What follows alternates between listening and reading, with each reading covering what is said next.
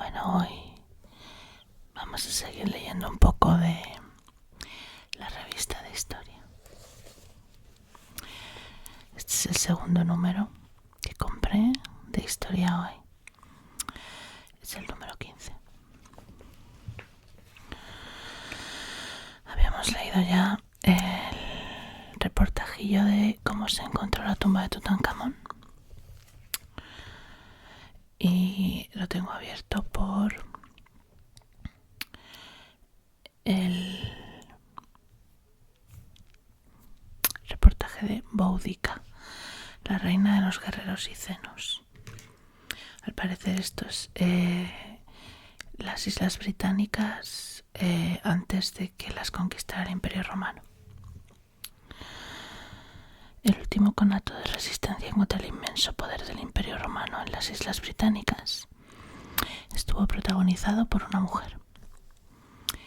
A pesar de su trágico destino, Boudica, reina guerrera de la tribu de los icenos, pasó a la historia como símbolo de rebeldía entre la admiración de sus enemigos. La resistencia británica, porque en el Imperio Romano no existía Gran Bretaña, al Imperio Romano, la resistencia icena al Imperio Romano. Tiene gracia porque en el colegio y en el instituto lo único que se da de historia es Europa, pero no tenía ni idea de este dato en concreto. Qué curioso, ¿eh? Que hasta de las cosas que te cuentan, te las cuentan mal.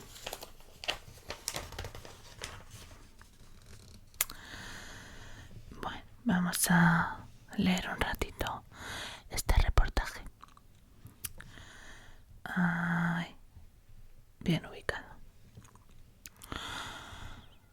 Esta es una ilustración de la vista aérea de la Camulodunum romana, la primera población de Britania en obtener el estatus de colonia del imperio.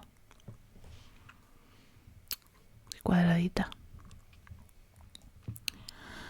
El número de guerreros congregados aquel día crecía a la par que la indignación que sentían.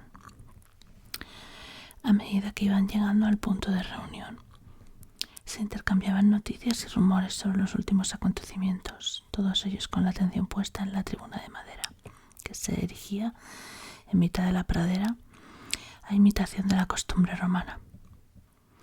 Desde las alturas del improvisado altar de los oradores, la irrupción de la reina Boudica provocó un absoluto silencio entre la horda de británicos allí congregada. De elevada estatura, con una suntuosa melena rubia que le llegaba por debajo de la cintura, y ataviada con una túnica de vivos colores y una capa cerrada con un broche al estilo britano, Boudica se presentó ante su ejército para dirigirles una arenga preñada de rabia y venganza. Tomando una enorme lanza, les recordó cada una de las humillaciones sufridas a manos de los ocupantes romanos. Todas sus promesas se habían revelado engañosas. Repasó el saqueo de sus posesiones, los impuestos a los que los habían sometido, el castigo recibido, las injusticias cometidas. Ella misma había sido azotada y sus hijas violadas por los invasores, unos cobardes que se parapetaban tras sus armaduras y sus defensas. ¿Iban a seguir permitiendo aquella situación? ¿Querían vivir en libertad o como esclavos? Las masas rugían a medida que su líder, cuyo nombre significa victoria, los conminaba, a voz en grito, a tomar aquello que los romanos les habían arrebatado. Para cuando terminó su discurso, Boudica tomó una liebre que llevaba en el regazo y la dejó correr libremente, pidiendo augurio a Andraste, la diosa icena de la guerra. Como quiera que el animal tomó la dirección propicia, la predicción fue recibida con un jubiloso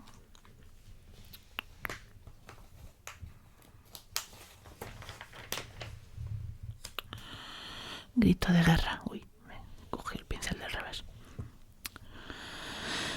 Grito de guerra.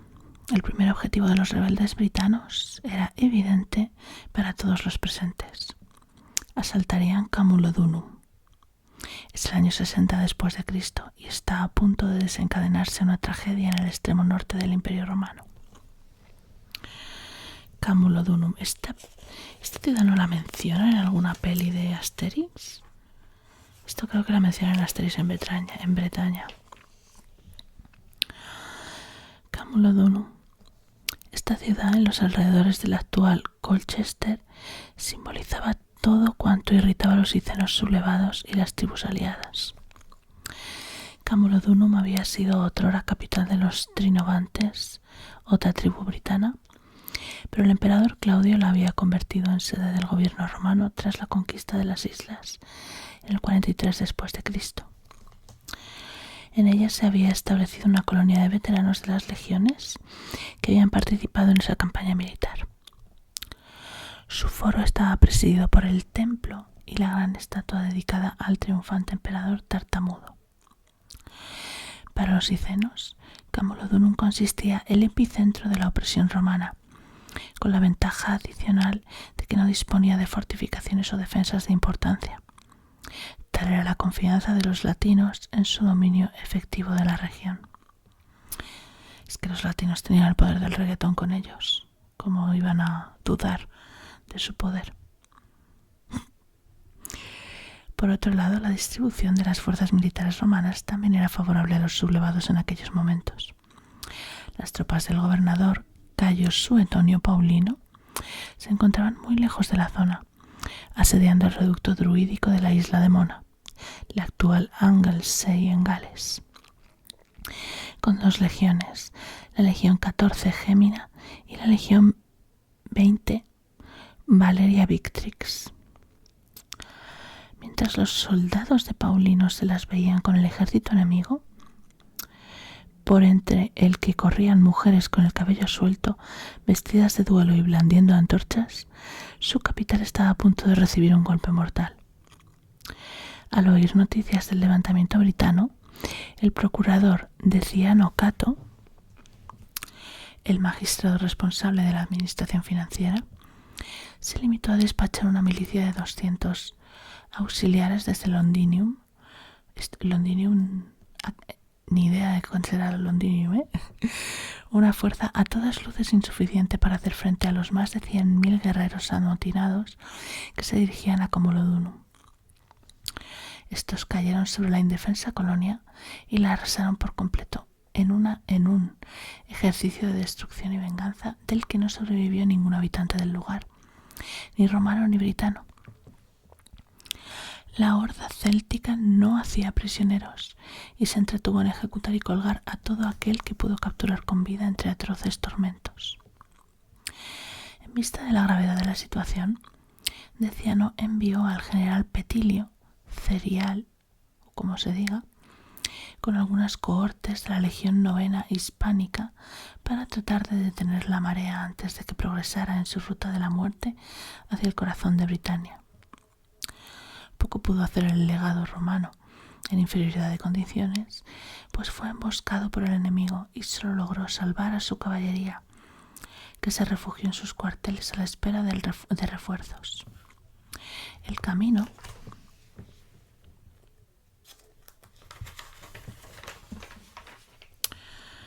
hacia Londinium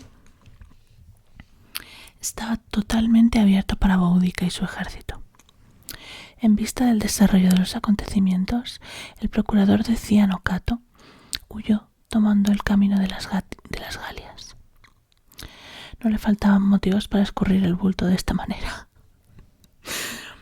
Esto es como la historia de la última revolución que hubo en Britania antes de que la aplastara el Imperio Romano, ¿no? Supongo. La herencia de Prasutago.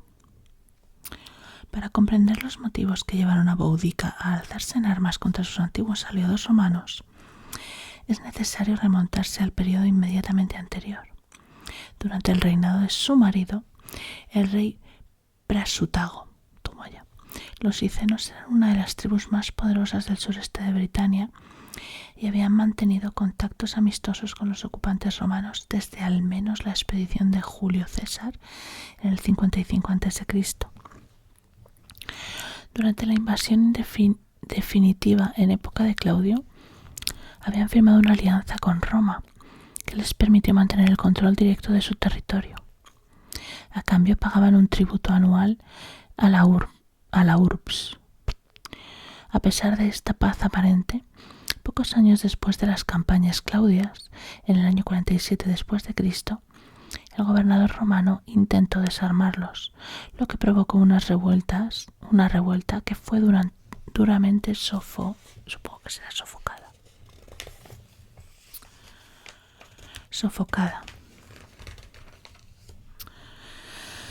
Hacia el 60 después de Cristo, los sicenos mantenían una independencia nominal, siendo poco más que un gobierno títere de Roma.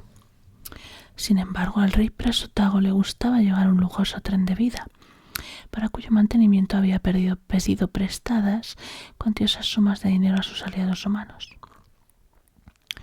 Dion Casio comenta que el filósofo Lucio Aneo Séneca había impuesto a los sicenos un crédito indeseado de 40 millones de sestercios, esperando obtener una buena tasa de interés. En consecuencia, el monarca hiceno dejó el reino a sus 2 hijas y a Roma simultáneamente en su testamento. Pingaya. Es bastante probable que Presutago tuviera la intención de prolongar el statu quo con este movimiento, pero los romanos tenían una visión distinta del asunto. La práctica de testar territorios en favor de Roma era una de las formas habituales de hacerse con el control efectivo de un territorio, por ejemplo, como ocurrió con Pérgamo o Egipto. Y más si tenemos en cuenta que, según las leyes romanas, el derecho femenino sobre la herencia era mucho más restringido que entre los britanos. Este busto se parece a Dewey, de Malcolm in the Middle. Así, a la muerte de Presutago, el procurador de Ciano Cato exigió a su viuda la devolución de los préstamos contraídos. Al no poder hacer frente a las exigencias romanas, estos se cobraron cuanto pudieron por la vía del saqueo del territorio, sobre el que se erigieron en amos y señores en virtud del polémico testamento. Esta peligrosa cortedad de miras del procurador, aunque pudiera estar motivada por la necesidad de importantes personalidades romanas de disponer de las cantidades comprometidas en Britania para asuntos de política interior de la ciudad imperial, resultaría a la postre en un desastre de grandes proporciones para la administración latina. Los ultrajes y abusos cometidos en la desenfrenada carrera por cobrarse las deudas sembraron la semilla de la rebelión, acaudillada por Boudica, quien había sido personalmente humillada por los avariciosos cobradores de impuestos romanos. La respuesta romana. Mientras el vendaval britano se aproximaba a Londinium, el gobernador Paulino había logrado someter a los druidas para trasladarse a continuación hasta la zona del nuevo conflicto y buscaba la manera de sofocar la rebelión de Boudica. Sin embargo, la mala experiencia de Petilio Cerial y el balance de fuerzas lo convenció de la imposibilidad de defender. Supongo que pondrá defender.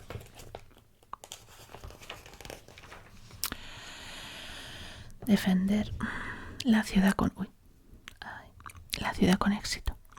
En consecuencia, tomó la decisión de abandonarla, esperar hasta haber concentrado tropas suficientes y plantar cara a los sublevados a campo abierto en unas condiciones más favorables. De esta manera, el destino de los ciudadanos de Londinium que no pudieron acompañar a Paulino se selló, y aquellos incapaces de escapar fueron salvajemente torturados hasta la muerte por los sicenos y sus aliados. Dion Casio habla de mujeres nobles colgadas a las que se les cortaban los pechos para cosérselos a la cara, de empalamientos y otros terribles detalles macabros. Tácito, por su parte, menciona crucifixiones y matanzas sin freno. El centro de comercio más importante de Britania corrió la misma suerte que Camulodunum. La victoriosa Boudica disfrutaba del momento culminante de su poder, tras derrotar a la Legión Novena y destruir varias de las ciudades más importantes de sus enemigos.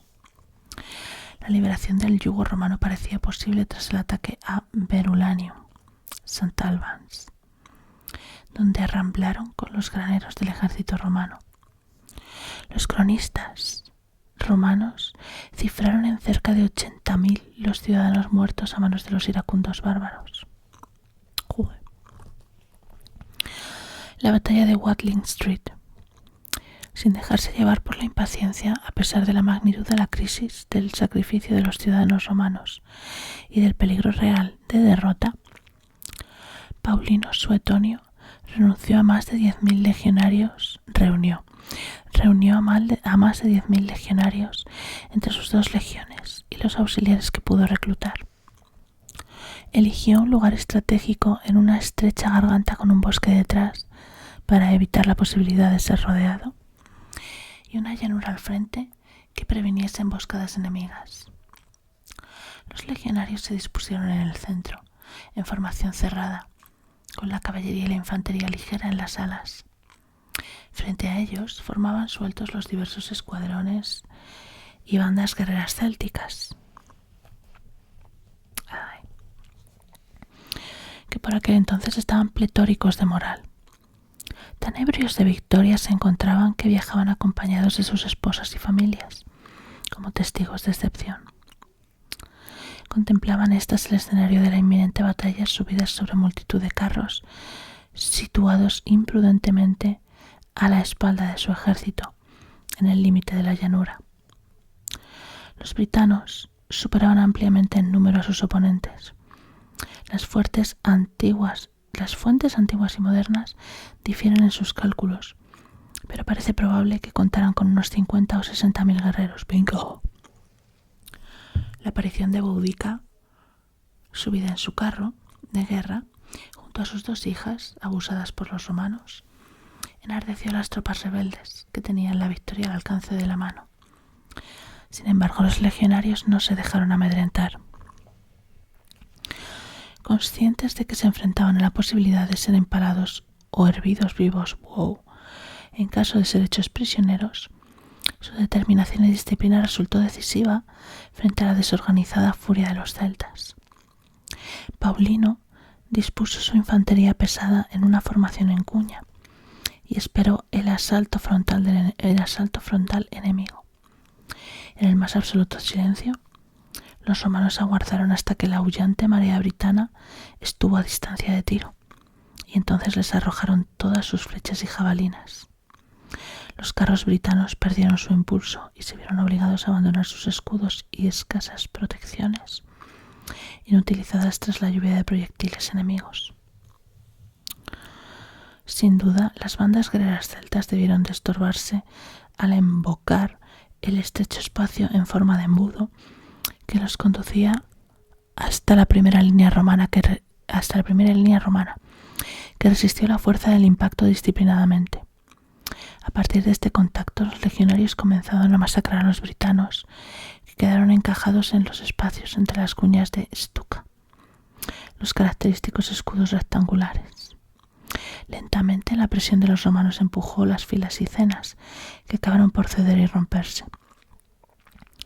Cargas simultáneas de caballería, lanza en ristre, hicieron el resto. Los hasta entonces invictos britanos huyeron en desbandada para encontrarse atrapados sin salida posible por los carros de sus propios seres queridos. Los romanos no mostraron piedad alguna con los rebeldes.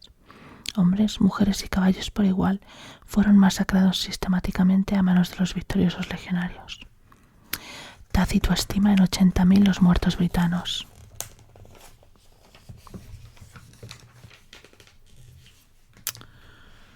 Frente a los 400 bajas propias.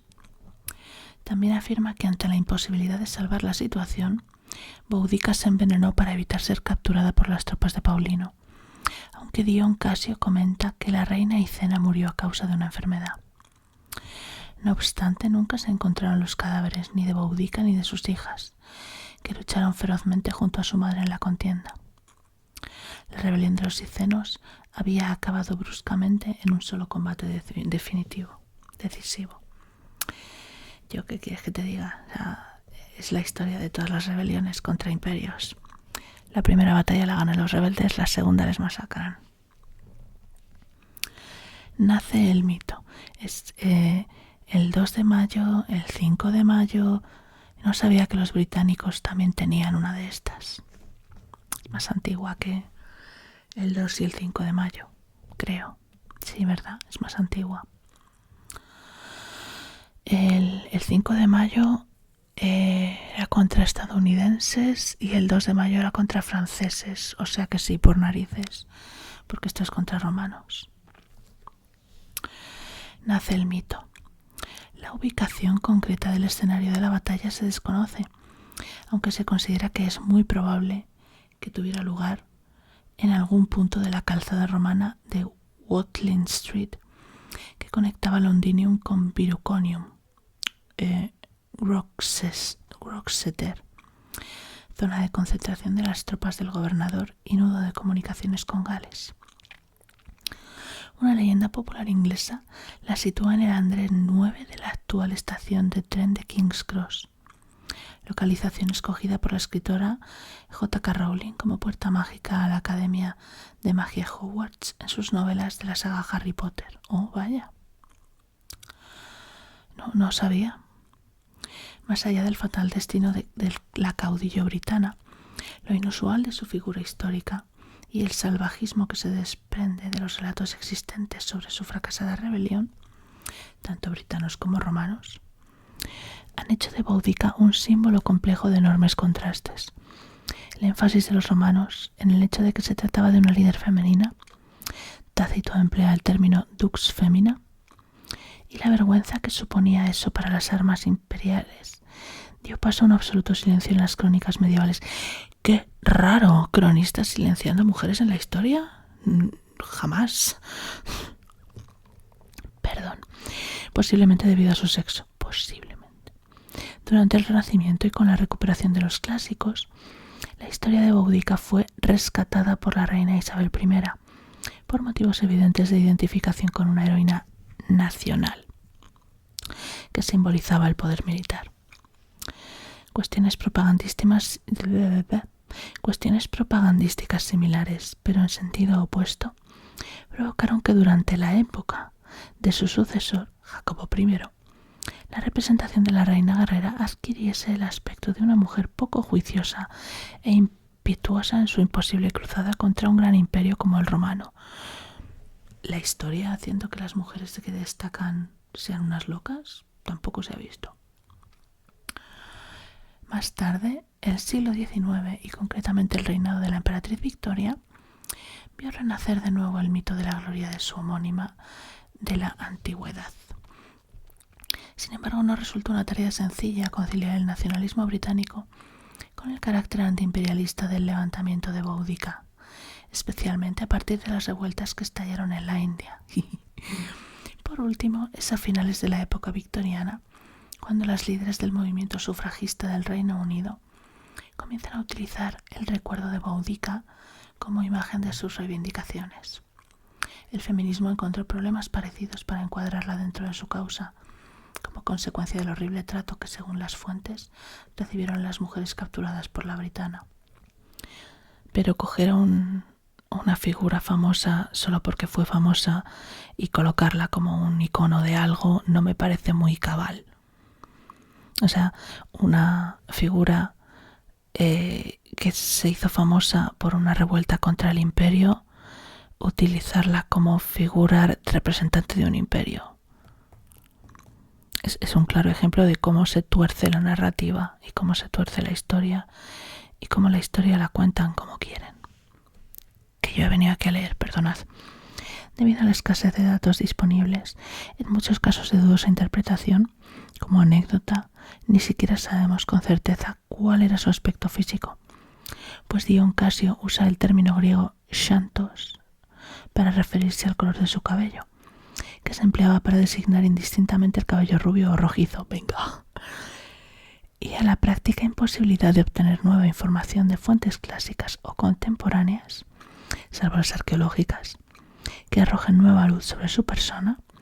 La dimensión histórica de la figura de Boudica permanecerá más en el terreno del mito que en el de la realidad. ¡Mulo!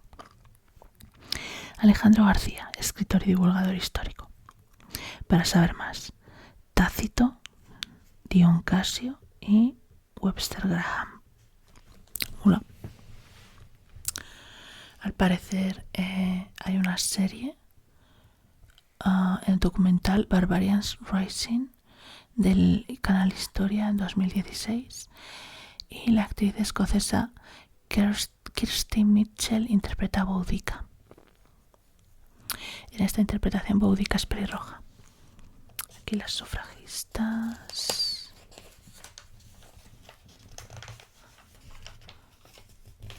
Una recreación, qué grande. Recreación de la última batalla liderada por Boudica. Estas cosas me molan un montón. La recreación histórica es muy graciosa, en el buen sentido. Esto es Londinium. Londinium,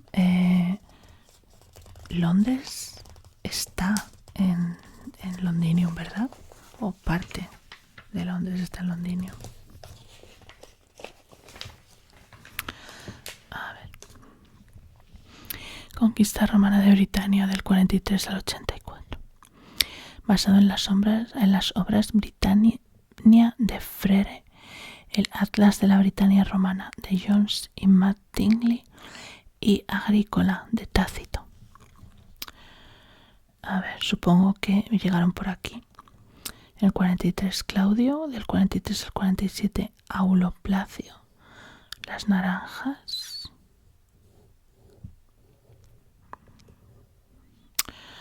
Del 47 al 52 Ostorio Escápula es la flechita azul.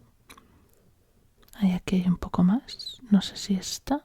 No, esas son las oscuras. Es azul oscuro. ¿Es azul oscuro? Esto también es. Del 52 al 57 Didio Galo. Madre mía. Inexorablemente.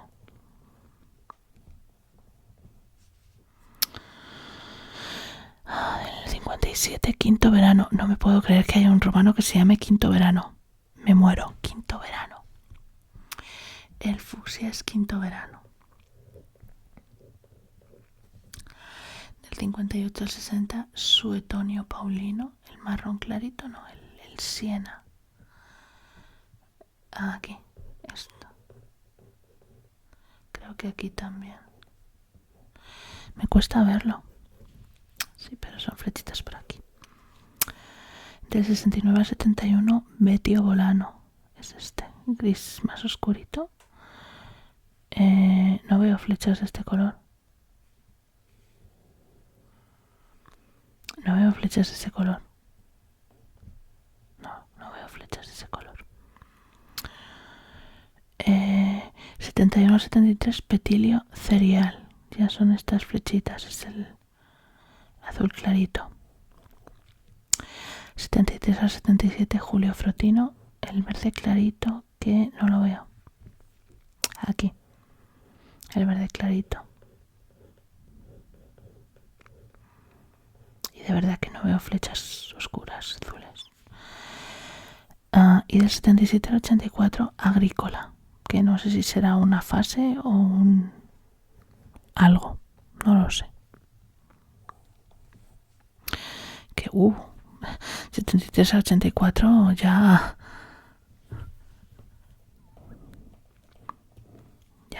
fue echar el resto.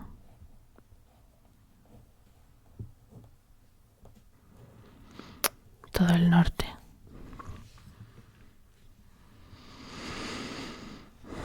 Tras una invasión de pequeña escala en época del César, los romanos invadieron en el 43 después de Cristo Britania, donde se toparon con la tenaz resistencia de grandes nombres como Carataco, Calgaco o la misma Boudica. Vamos, que los britanos eran unos brutos. Pues me parece muy bien. Abajo el imperialismo. Los textos de Tácito y Dion Casio son las dos únicas fuentes clásicas de las que se dispone sobre Boudica.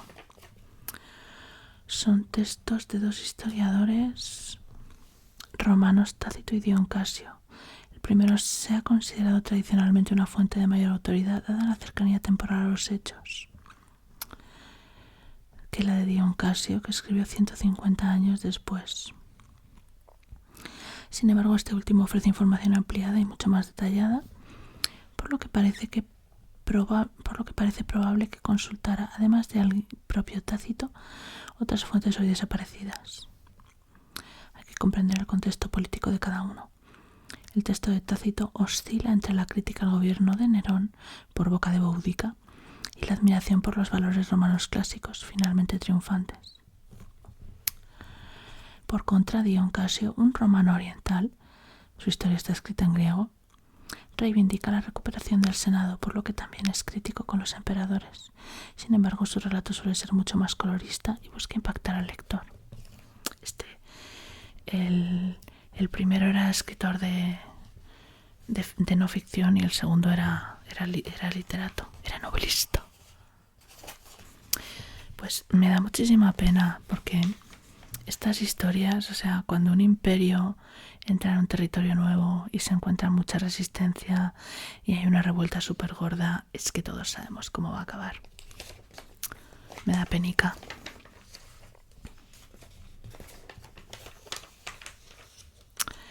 Bueno, es que es natural, o sea, el Imperio Romano se ha aprovechado de un error de forma, podría decirse, para atacar tu aldea o lo que fuera. Viola a tus hijas, a ti te tortura, pues como para no estar cabreada. Yo también lo estaría. Bueno, pues con esto hemos acabado el reportaje de hoy. A ver qué nos toca otro día. Catalina de Erauso, la monja alférez. Ostras, esto suena súper interesante. Pues hemos acabado por este vídeo. Voy a seguir leyendo porque además así aprendo cositas. Espero que el texto os haya resultado interesante, espero que os haya ayudado a relajaros. Y como siempre, un beso y buenas noches.